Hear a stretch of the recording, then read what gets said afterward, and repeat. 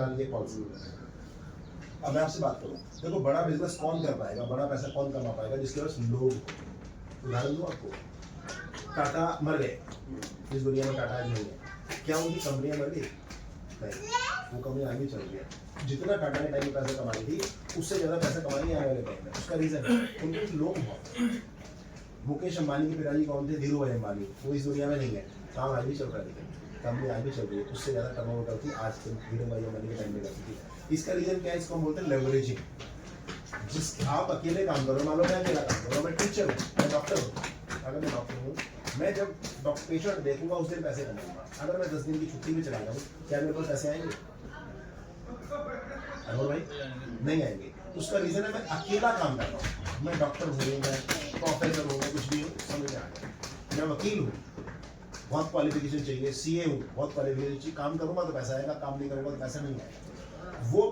वो हुनर मैं अपने बेटे को दे पाऊंगा क्या? मान लो मैं अच्छा नामी डॉक्टर बन गया, मैं एक अच्छा वकील बन गया, तो मेरे बेटे को जीरो से शुरू करना पड़ता है, जब भी करेगा।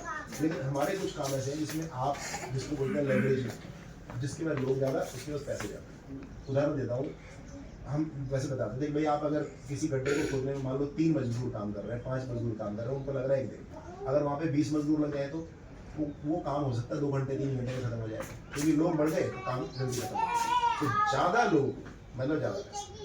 अब ज़्यादा लोग कैसे होते हैं, वो आप नॉर्मल उसमें नहीं हो सकते। आज मैं जिस काम की मैं बात कर रहा हूँ, ये डायरेक्ट सेलिंग है, जहाँ से मैंने बहुत सारा पैसा कमाया, 2-3 लाख रुपये महीना कमाया, उससे ज़्यादा भी कमाया और हमने भी कमाया। तो वो कमाने में उसका क्या होता है, मेरी क्वालिफिकेशन अगर आप देखोगे तो क्वालिफिकेशन जैसा मुझे इतना पैसा नहीं कमाना चाहिए। मेरे को सरकारी नौकरी मिल गई थी, आज 50,000 की 1.5 लाख की नौकरी, 30 रुपये की नौकरी।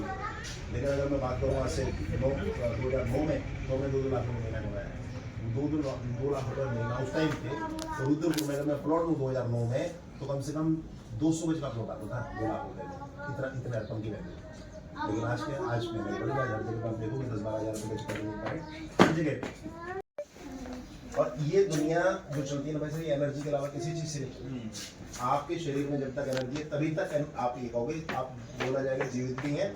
और आपकी कुछ आप किसी भी चीज़ में आप उतरोगे तो वो अच्छा कर पाओगे, एनर्जी चाहिए आपको। वीरेंद्र सहवाग को सबसे अच्छा क्रिकेटर माना जाता है, जिसको आज के लेवल। उसका क्या कारण था पता? उसको वो एकदम जब आता था तो ऐसे आता था कि वो आया तो मतलब जब तक वो सामने पिच पे है, सामने वाले बॉलर के मतलब पसीने छूटे रहते। सहवाग, और सहवाग आउट होने का मतलब दूसरे खेलने में ये होता था, हाँ अब हमारे जीतने के चांस बढ़ गए हैं। सहवाग टिका हुआ है तो मतलब पता नहीं कुछ का कुछ हो सकता है। उसके पीछे कारण क्या था? सिर्फ उसकी एनर्जी। आप सहवाग को लगा लो, धोनी को लगा लो, ये वो क्रिकेटर थे जिनके सामने वाली टीम उम्मीद कम करती थी कि इनके रहते हम शायद जीत पाए, ऐसा। तो उनकी एनर्जी ऐसा काम करती है ना। दूसरा क्या होता है, जब इस दुनिया में हम सब बड़े हो गए, आप भी 20-22-25 साल के बीच में सब आप आ गए, इतने बड़े तो आप हो गए ना। तो हमारा एक टाइम होता है, वो टाइम क्या होता था, जैसे मेरा बेटा अभी, मैं भी इनसे बात कर रहा था फरीद भाई से, कि मेरा बेटा अभी आपसे मैं जो कहना चाह रहा था, 21 साल का है। अब इसका क्या टाइम है? घूमने फिरने का टाइम। अच्छी जगहों पे जाओ, घूमो फिरो, यारों में रहो, दोस्तों में रहो, जितनी पढ़ाई करोगे उतनी करो। लेकिन मैं तो पढ़ाई का एक मानता हूँ, या तो तुम बनो IAS CA बन गए, कोई बढ़िया डॉक्टर बन गए। और अगर आप एवरेज पढ़ाई वाले रह गए, मतलब आपने 10वीं 12वीं कर ली, कॉलेज चले गए और आप एक एवरेज पढ़ाई वाले, तो फिर आपके पास नौकरी और इस टाइप की चीज़ों में कोई स्कोप नहीं है। फिर आपको आना पड़ेगा बिजनेस। अब आप लोग कहीं ना कहीं कुछ ना कुछ बिजनेस तो कर रहे होंगे, जो भी करोगे आपके परिवार वाले कर रहे होंगे। तो बिजनेस करोगे तो भैया फिर एक चीज़ है, बिजनेस में तो 2 चीज़ें हो सकती हैं। बिजनेस बहुत सारे लोगों को मैंने देखा कामयाबी है, बहुत सारे लोगों को नाकामयाबी है। लेकिन बिजनेस अगर हम बात करें तो बड़ा पैसा कौन कमा रहा है बिजनेस में? आप बताना फरीद भाई, बड़ा पैसा भाई महीने का 20-50 हज़ार रुपये, लाख रुपए कमा लेना, मैं इसको बड़ा नहीं मानता। ये आज की दिन में जो महंगाई है ना, आज अगर आपके परिवार में 1 लाख रुपये महीना नहीं आ रहा, तो आप समझो आप गरीबी रेखा से नीचे जी रहे हो।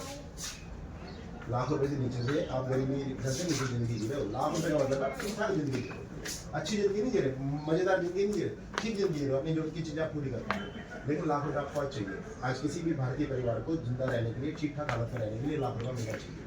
अब लाख रुपये महीने की इनकम ना होगी, आज मैं बहुत सारे लोगों को देखता हूँ जो आज भी 20-25 हज़ार रुपये की नौकरी कर रहे हैं। वो क्या कर रहे होंगे? वो करते हैं कॉम्प्रोमाइज़ कैसे? बच्चों को अच्छे स्कूल में जाने से रोकेंगे, जो भैया 4-5 हज़ार की जगह 3-4 हज़ार रुपये महीने वाली स्कूल में भेजते हैं। हर चीज़ों को कॉम्प्रोमाइज़ करेंगे, कपड़ों से कॉम्प्रोमाइज़ करेंगे, किसी फंक्शन में कॉम्प्रोमाइज़ करेंगे, अगर घूमने फिरने या ऐसी किसी लाइफ स्टाइल की बात को वहाँ कॉम्प्रोमाइज़ करेंगे। तो ये सारा है। अगर आप ठीक जिंदगी जीना चाहते हो तो आपको लाख रुपये चाहिए। अब लाख रुपये कमाने के लिए क्या करते हैं लोग आज के दिन में? बिजनेस, नौकरी लाख रुपये वाली मिलती है, प्राइवेट सेक्टर में बहुत कम मिलती हैं, सरकारी में मिलती हैं। आजकल गवर्नमेंट ने भी आपकी पॉलिसी देखी, गवर्नमेंट भी आजकल टेम्परेरी रख रही है, क्या बोलते हैं उसको, एडॉप्ट है।